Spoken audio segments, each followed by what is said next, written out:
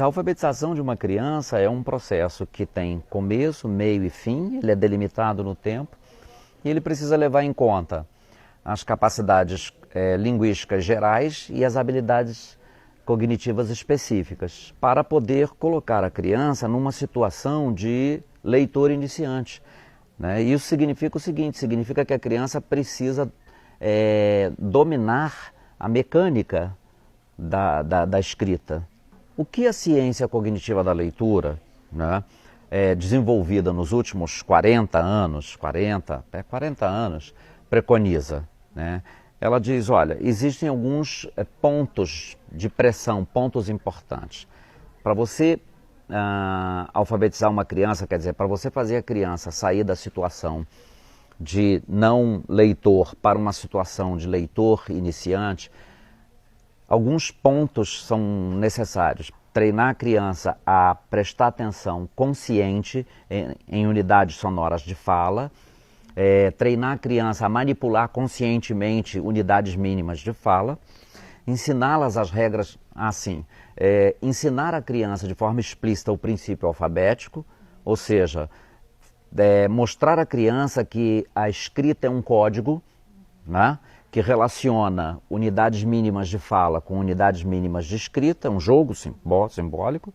Então, ensinar o princípio alfabético, treinar as regras de decodificação, que são como você aplica isso, né, e fazer com que a criança então comece a ser um bom identificador, reconhecedor e identificador de palavras. E por último, né, levar as crianças a aumentar a fluência nesse processo de leitura de palavras. O que significa ler de forma rápida, precisa e sem esforço. E costurar tudo isso com estratégias de compreensão. No Brasil, sistematicamente não se faz isso, não. Né? O que se faz é trabalhar para que as crianças, né, usem, ganhem desenvoltura para o uso social do texto. Não é? E isso é complicado, porque isso atrapalha, atrasa. Se você não faz esse percurso didático adequado, preconizado pela ciência cognitiva da leitura, se você não usa os métodos que a ciência comprovou serem os mais eficazes, quer dizer, fazer uma abordagem fônica dessa questão, as crianças se atrasam. O processo de alfabetização, o ensino inicial da leitura, desse primeiro estágio, ele não é ordenado sistematicamente e baseado na ideia de que o ensino tem que ser explícito. Circula muito no Brasil uma concepção de que o aprendizado da leitura, na verdade, se dá de modo análogo ao aprendizado da linguagem em geral. Você tem uma variante oral da linguagem, uma variante escrita. A variante oral da linguagem, ela é dominada pouco a pouco de modo espontâneo, participativo e tal. Muitas vezes, né, quer-se aplicar ao aprendizado da variante escrita essa mesma perspectiva, essa mesma via de entrada. E isso cria muitas dificuldades. Temos indícios de que não funciona porque nós hoje temos um conjunto de ferramentas que permite monitorar o certo desenvolvimento do processo de leitura. Embora haja problemas nessas ferramentas, nesses instrumentos de mensuração, nós temos a Avaliação Nacional da Alfabetização, depois nós temos, né, os testes que são realizados no âmbito do SAEB. E além disso, nós temos testes que comparam o desempenho leitor na vida prática dos nossos adolescentes mundialmente. Então, todos esses indicadores estão apontando para uma evolução do desenvolvimento do domínio do uso da leitura, do uso produtivo da leitura. A evolução não é positiva. Então, esses são indícios.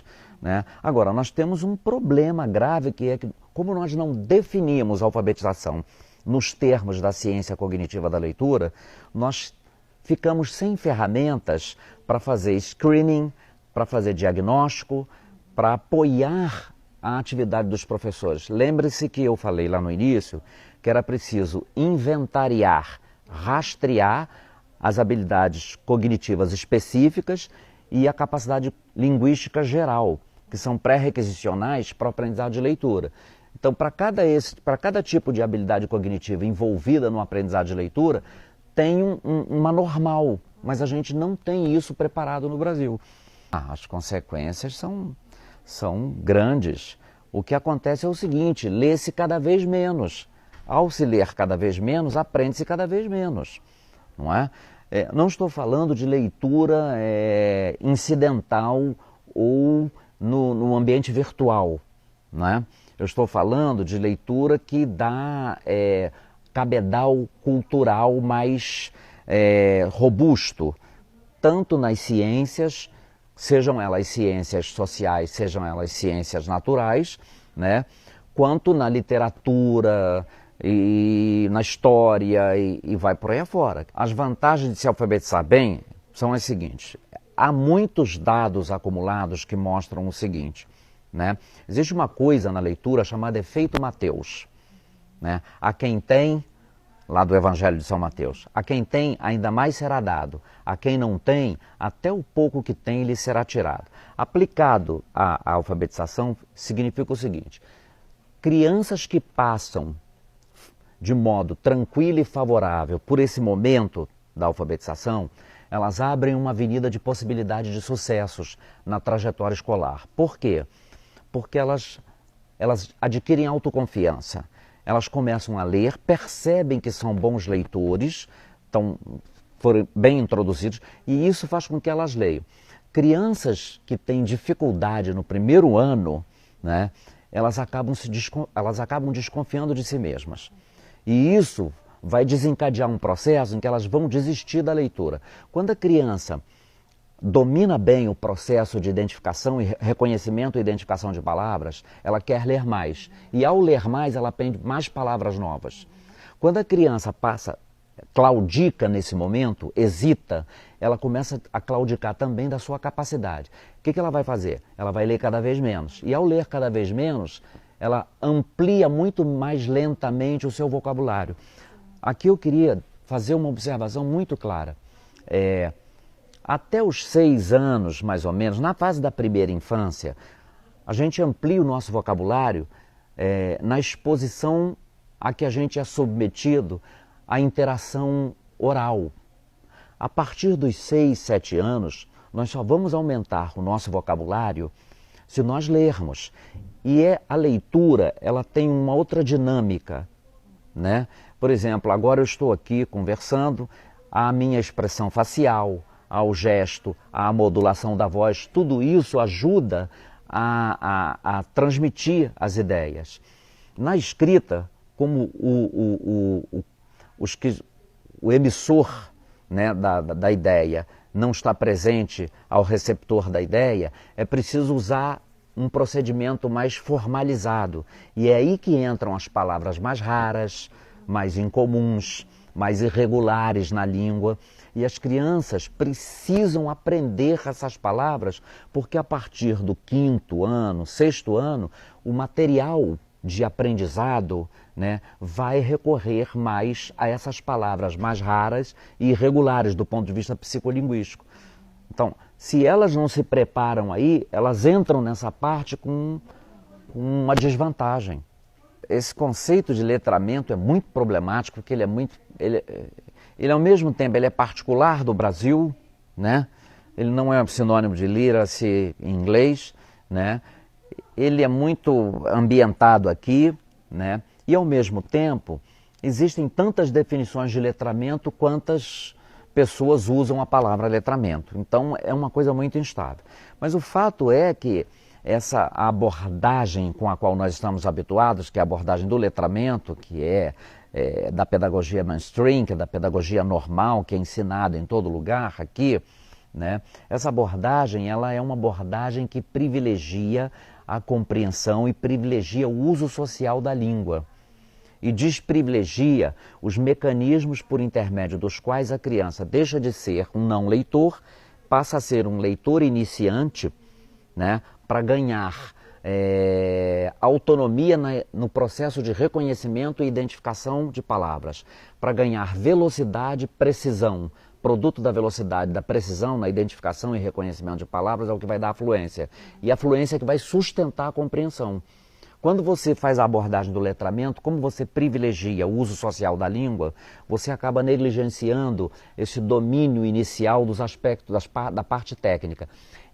Esse domínio, essa abordagem não pode ser feita de forma aleatória e incidental. Nós precisamos fazê-la de modo explícito, sistemático, né? E direto. Os métodos fônicos fazem isso. O Brasil nunca tentou usar o método fônico. Isso que circula nas mentes por aí como se fossem métodos fônicos, normalmente são as antigas cartilhas. Tem uma coisa muito curiosa, que é a cartilha conhecida como Caminho Suave. As edições da cartilha suave têm na sua capa aprendizado pelo método da imagem. Abordagem silábica, embora seja abordagem fônica, porque ela pega um aspecto da representação sonora da palavra, que é o aspecto que a gente ouve mais facilmente, que é a sílaba, embora ela pegue um aspecto, não é método fônico, não é? Então, os métodos fônicos, eles têm essas características, eles são percursos, né, de ensino, bem estruturados, bem organizados, que fazem aqueles passos, chamar atenção para atenção consciente para o aspecto fonológico, né, manipular unidades mínimas da fala, receber a instrução explícita do princípio alfabético, treinar as regras, receber instrução sistemática sobre as regras de decodificação, para que esse processo sustente o aumento, a rapidez e a eficácia do processo de reconhecimento e identificação de palavras. O método fônico, tal qual ele é definido, de acordo com a ciência cognitiva da leitura, ele jamais foi usado no Brasil, a não ser em algumas experiências, né, bem localizadas. Apesar de não colhermos resultados que nos levem a crer que esse procedimento é adequado, né, o Brasil continua insistindo nesse caminho de uma abordagem ineficaz para alfabetizar crianças, em função de uma série de fatores que não são específicos do Brasil. Eles são fatores muito característicos da profissão da educação. A semelhança da medicina, tem coisas em comum. Ninguém vai negar que a medicina envolva algo de arte. Não se pode negar também que a educação, tal qual a medicina, envolva algo de arte também. O problema é que, na medicina, embora não se abandone essa perspectiva, essa expectativa, né, essa abordagem, a medicina usa a ciência. Nós educadores, e não é só no Brasil, temos dificuldade de incorporar a ciência à nossa prática. É muito curioso porque se nós incorporássemos mais ciência às nossas práticas, talvez nós tivéssemos o mesmo prestígio social e a mesma influência que a medicina tem na sociedade. É curioso que a medicina granjeou esse prestígio social e essa importância a partir do momento em que ela começou a produzir resultados práticos na vida das pessoas. Eu lembro 2, vacinas e antibióticos. Isso tem impacto direto, as pessoas veem, né? Nós educadores precisamos aprender um pouco com a medicina. Não devemos abandonar esse aspecto de arte que há na educação, mas precisamos incorporar um pouco mais de ciência. E o problema é que não é só no Brasil isso. Particularmente no Brasil, né, as universidades, né, onde estão alocadas as responsabilidades de formação dos professores, elas não acompanham adequadamente, não acompanharam a evolução da ciência cognitiva da leitura nas últimas décadas. Não acompanharam. E o Brasil houve um hiato nisso. Aí como esse conhecimento não chega, as universidades não o levam adiante, a sociedade também não conhece. E os tomadores de decisão no âmbito político também não têm informação sobre isso. Desde o final da década de 90 do século passado, até entre o ano 2000, 1998, 96, né? Mas explicitamente 98, até meados do ano 2000, em vários países do mundo, revisões de literatura científica que compararam resultados de procedimentos de ensino inicial de leitura, que a gente chama de alfabetização, mostraram sistematicamente, ao longo do espectro de todas as escritas baseadas em alfabeto, em várias situações sociais, econômicas, culturais, completamente distintas, mostraram o seguinte: métodos fônicos são eficazes. Métodos não fônicos ou são ineficazes ou são prejudiciais. Prejudiciais, sobretudo, para crianças oriundas de famílias de baixo nível socioeconômico. Uma criança de baixo nível socioeconômico, ela é exposta, naquela fase inicial do aprendizado, do desenvolvimento da linguagem, entre os 2 e os 5 anos, ela é exposta a estímulos linguísticos numa intensidade muito menor, numa profundidade muito menor e numa precisão muito menor, numa diversidade muito menor. Elas chegam à escola numa condição linguística e cognitiva desfavorecida em relação a outras crianças. Então, o impacto de um ensino inicial de leitura, o impacto de um método de alfabetização ineficaz é muito mais negativo para crianças oriundas de famílias de nível socioeconômico mais baixo, né, do que para as crianças que vêm de nível socioeconômico mais alto. Há estudos muito claros mostrando o impacto da trajetória do desenvolvimento oral no aprendizado de leitura. Então, nós estamos perdendo tempo. Como existe o efeito Mateus, isso vai ter um impacto muito grande. Essa semana, eu vi dados, dos microdados do Enseja, mostrando duas situações.